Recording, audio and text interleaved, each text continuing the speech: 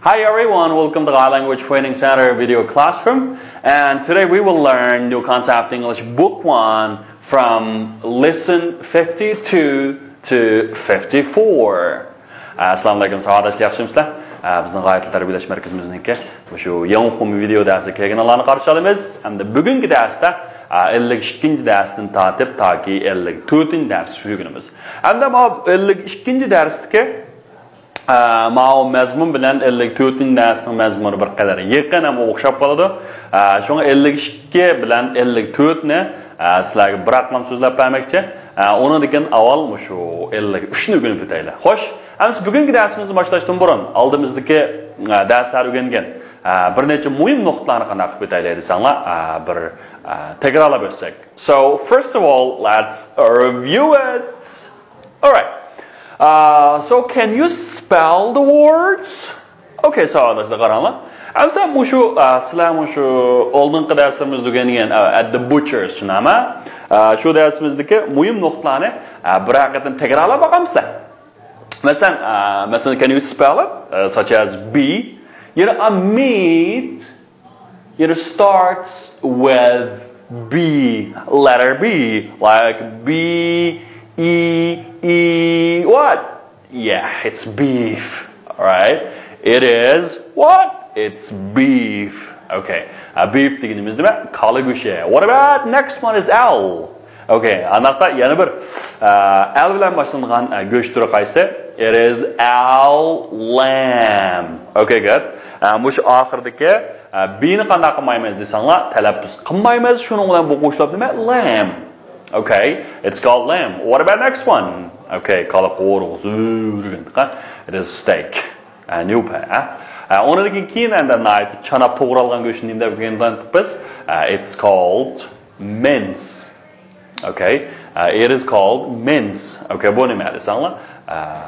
Bu nima bo'ldi desanglar? Qiyma. Undan keyinchi. Okay, ma yo'ldishi deganda H bilan boshlangan H-U-S. Okay, husband. All right, it's called what? Husband. Okay, what about the last one? It starts with S, chicken. All right. To'g'ri go'shtni bildik saholatlar. Qaranglar. Ondan keyingi darsimizda o'rganib o'tgan bir nuqta W bilan boshlanibdi. Bu nima? Windy. It means a lot of wind. Nurg'un shamol chiqsa, shamollab qo'ysin deymiz buni. Windy deymiz, ha. Undaqda keyingisi-chi.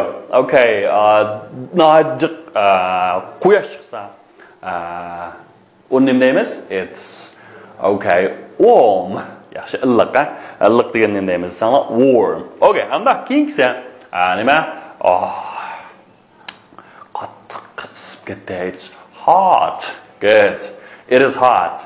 What about next one? A lot of rain. You can say it rain. Okay, hamda keyingisi qish vaqtida oldi so'g'aq. So it's cold.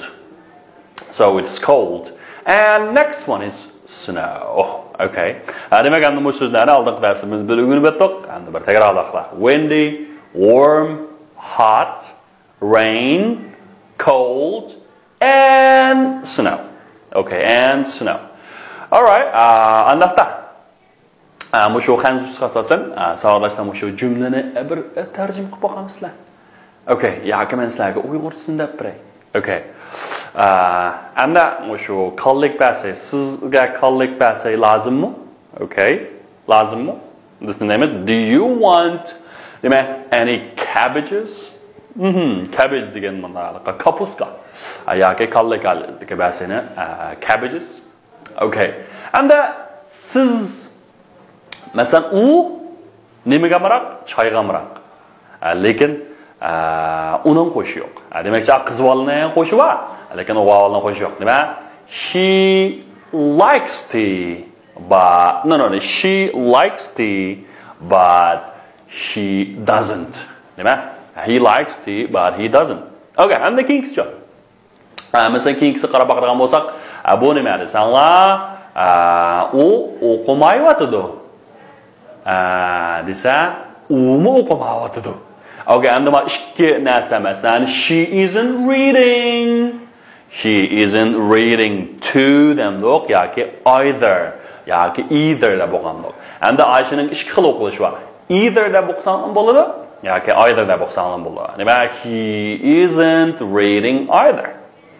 Uni qanday qilmadi? O'qimadi. Okay. Amsa sizga uzum lozimmi yoki nashputmi? O'shundan deymiz, uzum lozim. Uzum degani grape, nashput degani pear. Demak, do you want grapes or pears?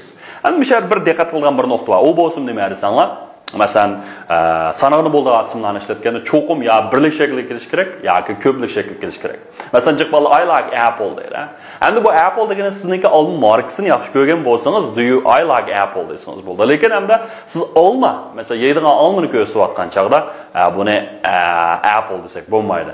I like an apple yoki I like apples. Endi ko'pincha ahvolda ko'plikni olamiz. I like apples. Okay, I like apples. Aniq 5-inchisi qaranglar. Beijingninki havo rayi qandaqroq. Biz oldin darsimiz Qashqarning havo rayi qandaqroq deb o'rgangan. Nima? Bu nima? What's the weather like in Beijing? What is the weather like in Beijing? Okay, nima? Okay, qishda sovuq. Anda yozda issiq deymiz. It's cold in winter and hot in summer. Okay, it is cold in winter and hot in summer. Demak hamda mushu bizningki oldingi darsimizda so'zlab o'tilgan muhim bo'lgan nimalar sanlar, nuqtalar. Xo'sh, undaqda bugungi darsimiz nima? 53 an interesting climate. An interesting climate. Intayin qiziqarli bo'lgan nima? Kelima. Xo'sh. So what's the climate like in our country? Xo'sh, savoldoshlar, amsa bizning davlatimizningki klimati qanday? So what is the climate like in our country? Okay. In our country, especially in the north. Okay. What about in the north? Endi bizning davlatimizning shimol tarafining klimati qanday bo'lsa savoldoshlar? Albatta, shimol tarafi qanday desanlar? Cold and windy. Okay. Bu bulanmani nima desanlar? Shimoliy qutbi. Demak, shimol tarafi davlatimizning shimoli hamda shimoliy qutbga yaqin. Shunga endi havosi bir qadar qanday desanlar? Cold and nima? Windy, shamolliq.